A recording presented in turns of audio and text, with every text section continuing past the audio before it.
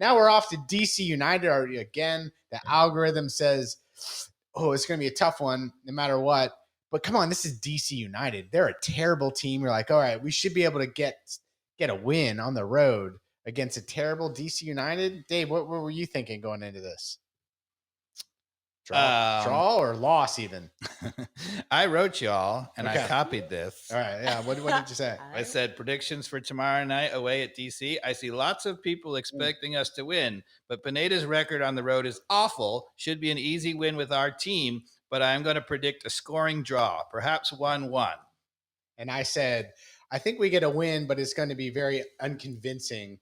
And then I think Carmen chimed in that we were going to see some really bad late minute subs. So I think there's a lot of truth in that. I was about to say, I agree with Mikey Dobbs on this one and bad coaching. So yeah. You said they were going to win, right? Yeah, we did. But we also were like, it's going to be unconvincing. So I don't think we were surprised with the tie.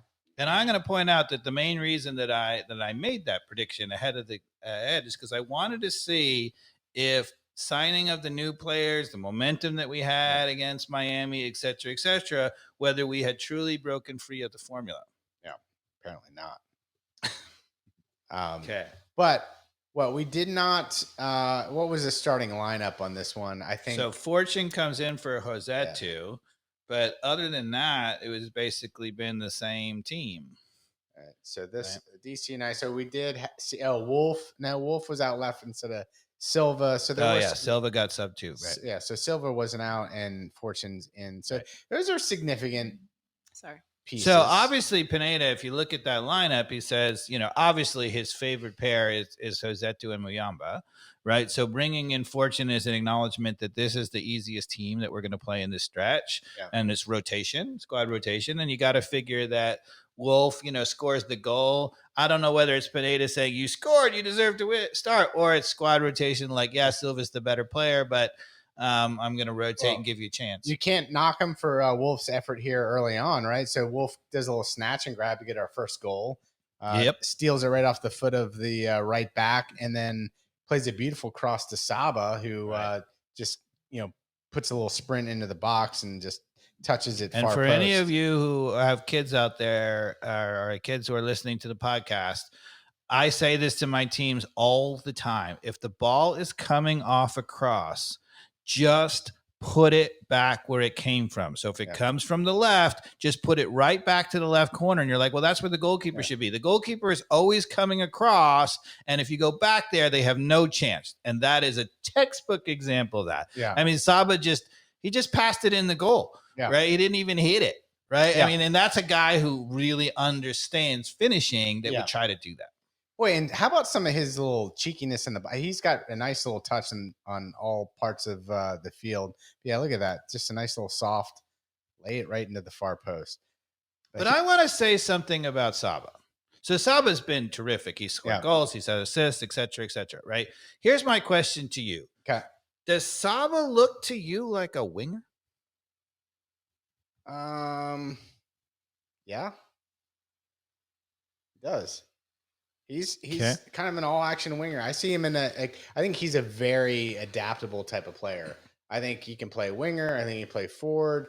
I could see him, to your point earlier, where you might have thought you'd see him kind of an attacking midfielder type of role. I think he can probably be pretty versatile as a player, but I like what I see from him on that right side. I hate to admit it, but as long as Lennon's out of his way, I don't agree with Lennon pitching in and going forward. I'd rather see Lennon just stay back, but that seems to be working at times.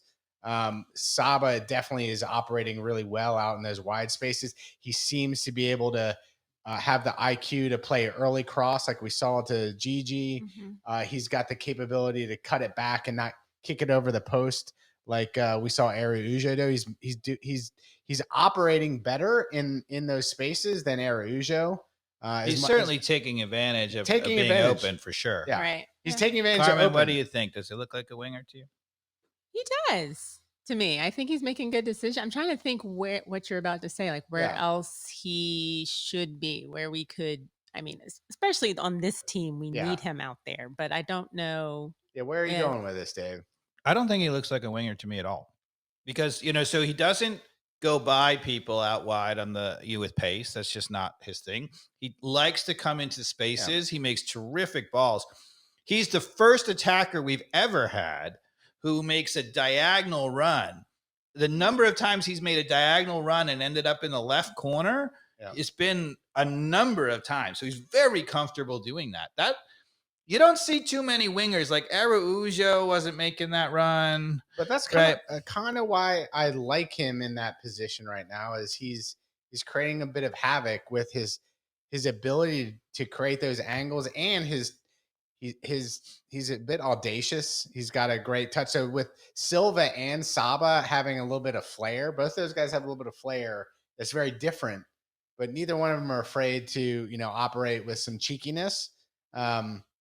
But I still think, his ability to look up and deliver a ball to Gigi or somebody else, and the opposite of what we see with Mascara when he's in, is exactly what you see with Saba out in those wide positions. But the other guy who can deliver that ball is Lennon. And one of the things that's interesting is that Lennon has been underlapping. Right. He continuously. Yeah. So now the interesting thing was when Mascara was out there, and Mascara hugs the touchline and looks like a classic winger who likes to try to run by you.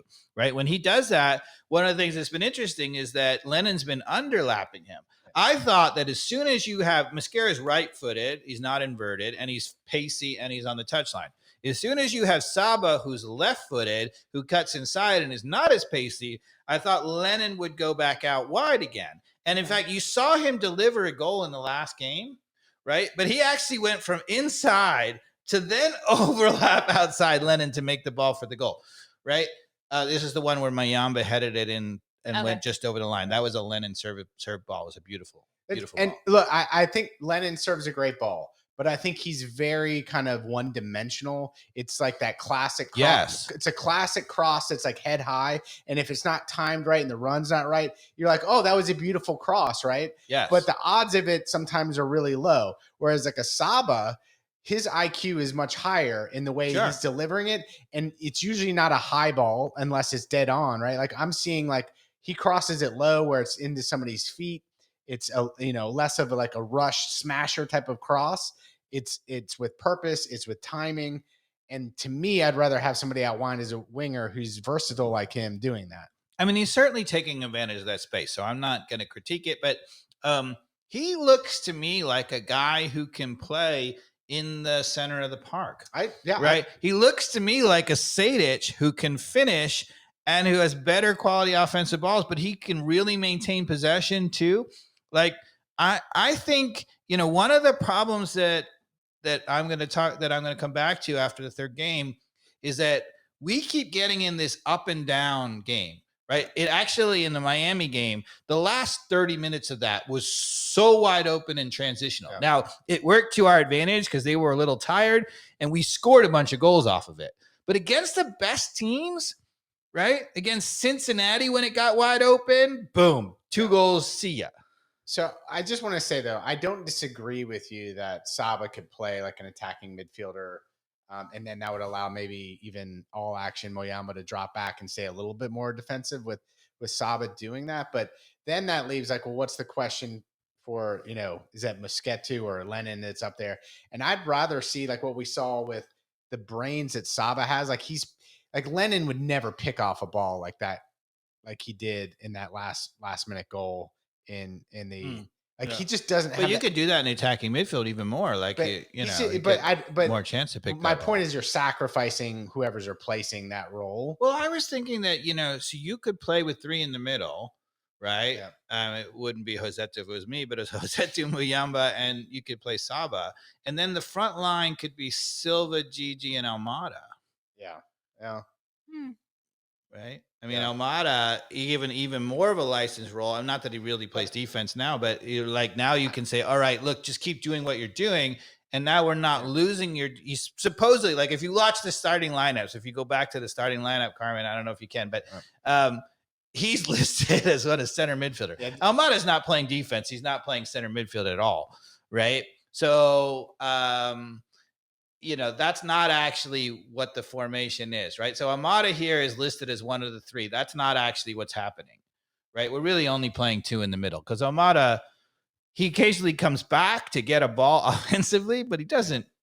And he'll hit when he loses the ball, he'll chase a guy down, but he's not playing defense. Yeah. All right. So do you want to talk about the goal we gave up in this game? I think this is a one where the goalie plays it out to like one of their central defenders who has kind of all day to look up, and even Lennon sees it. He's the right back who sees the left forward who's going to run behind him. He kind of waves his hand and then tries to track back. It's a good over the top ball. I'm curious, Dave, what your analysis of this play is. Like, part of it is we certainly shouldn't let this center back have this much time to pick off like a pass over the top, but that's going to happen. We had 4 in the back that oh no, this is a different goal. That's not it. Sorry. Nope. No, you have the right goal, but this is not the one that Mikey Dawes is talking about. Yeah, this is a different game. So go back and show the goal. That was I'm thinking the Montreal game. Yep. Sorry. You're getting one game ahead. One game ahead. I agree with you on the Montreal game, though. Okay. We'll get there in a second. So yeah, what's your analysis of this this tie-up goal?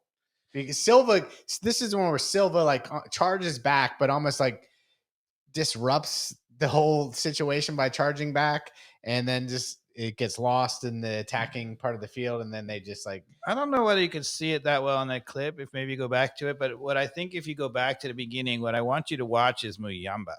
Yeah. So there's Muyamba. Okay. Can you show it again? Yep. Can you go back and freeze it at the beginning of the play? What's interesting is Silva really works hard back. So Muyamba kicks it. Whoa. What just happened? There we go. Okay, stop it right there. Stop it. So Muyamba clears it, or he tries to clear it, and Silva comes back and he loses the ball or whatever. So Muyamba right now is in a amazing, perfect defensive spot.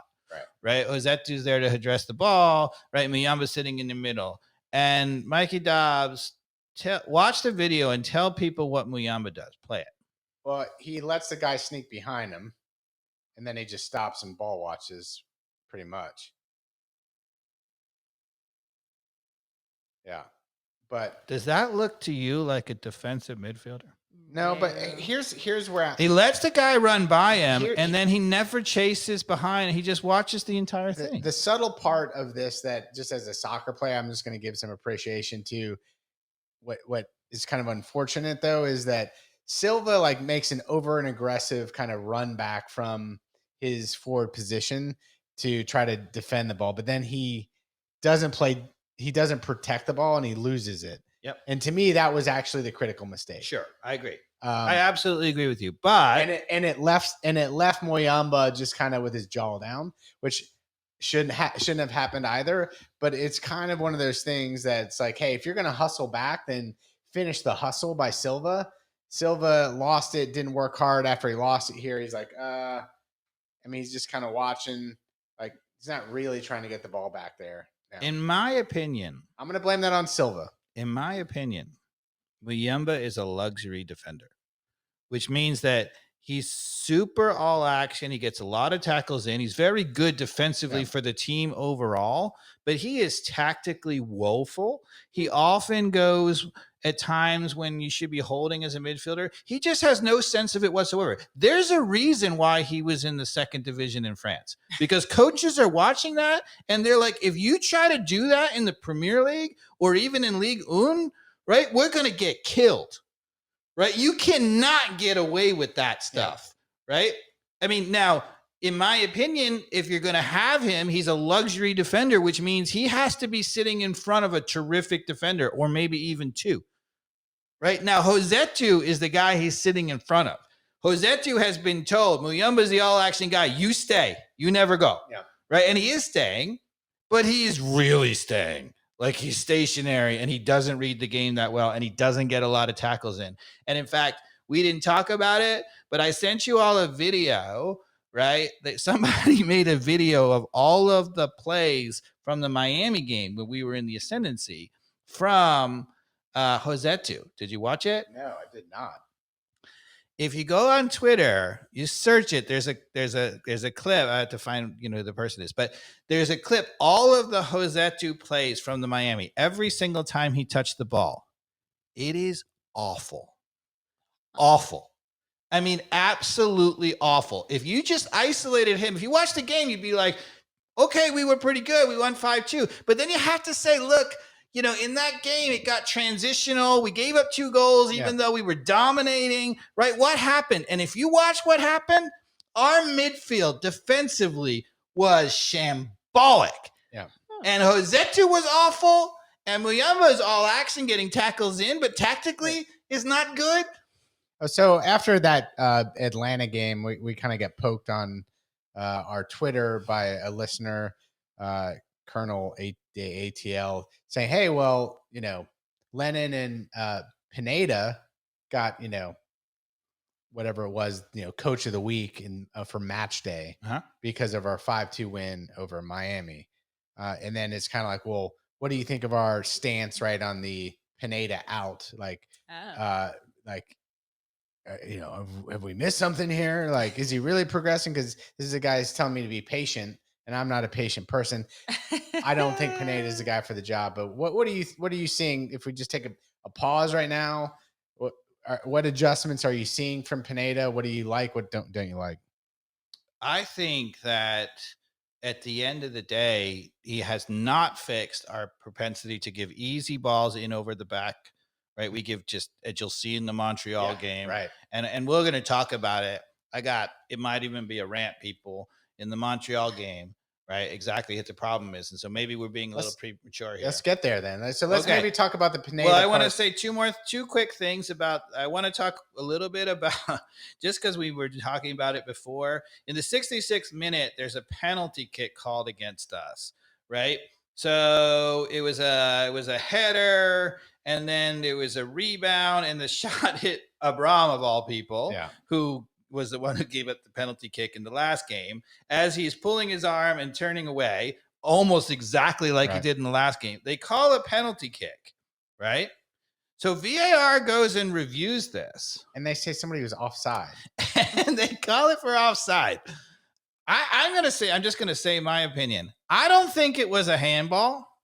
Okay. And I don't think he was offside either. I think that was just a makeup call because they were like, that's a really bad handball for a penalty kick. So I watched this replay over, and who would be offside in this play? I don't really know. So I think it was they're talking about that guy maybe being the way of the goalkeeper. Wait, but of course he wasn't. He wasn't even close. The angle wasn't even. I'm so confused. Yeah. Okay. We're just 100% aligned there. Let's just move on to the Montreal game. All right. I just want to say one more thing just to leave you with this game, and this will foreshadow what I'm going to talk about. So DC United on the road, right? This was our first test of our model, right? Not only is it a 1-1 draw, expected goals, Mikey Dobbs, right? DC United 2.36. Oh, if they could hit a broadside of the barn, they would have won that game. Chance after chance after chance. Atlanta 0.77. Yeah. We got killed. Yeah. After the first 20 minutes, right? We got killed in this game. DC United outshot us 22-6. Despite us having 57% of the possession. DC United's decision making, a couple of their players, oh my goodness. Yeah. Some of the shooting is just let me kick it 20 feet over the near post when all I had to do is just cut it back to a guy who is trailing, and all he had to do is tap it in.